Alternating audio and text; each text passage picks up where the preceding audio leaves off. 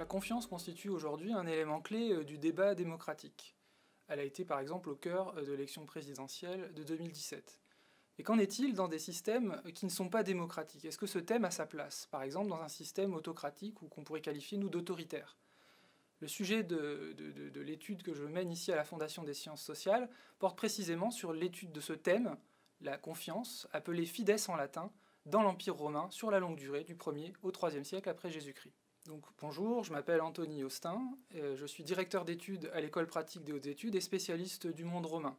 Je suis également spécialiste de la monnaie antique, c'est-à-dire je suis numismate, c'est le terme qu'on emploie pour désigner cette spécialité. Quel est l'intérêt d'étudier l'histoire de l'Empire romain pour la confiance?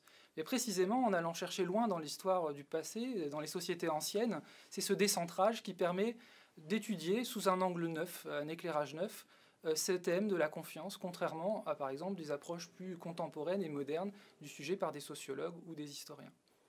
Donc la confiance sur la monnaie, elle s'exprime de différentes manières et la monnaie constitue un objet particulièrement pertinent pour l'étudier, ce pour 3 raisons. La première, c'est que la monnaie est un artefact massif, sériel et continu, qui a été frappé de manière régulière durant toute l'histoire de l'Empire romain, du 1er au 5e siècle après Jésus-Christ. La deuxième raison, c'est que la monnaie constitue une source tout à fait pertinente pour étudier la fides, puisqu'elle montre à la fois le mot fides dans les slogans monétaires des légendes, mais également des images qui sont associées à ces légendes et qui peuvent même parfois présenter de manière personnifiée la fides, c'est-à-dire la confiance, mais sous la forme d'une personnification, d'une allégorie. La troisième raison aussi, qui est tout à fait importante, c'est que la monnaie émane directement du pouvoir qui la frappe.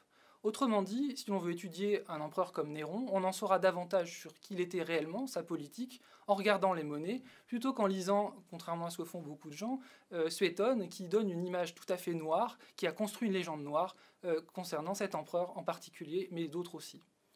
L'étude de la fides sur les monnaies permet d'aboutir à 2 résultats principaux.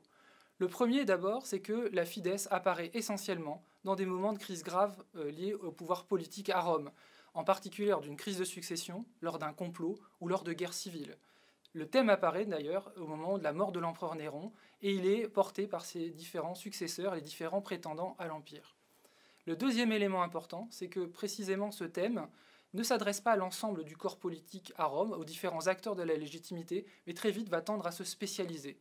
La fides proclamée par les empereurs romains n'est pas une fides destinée à l'ensemble de la population, mais bien à un seul groupe, le groupe qui va légitimer l'empereur en cas de difficulté dans des moments de faiblesse, c'est-à-dire l'armée.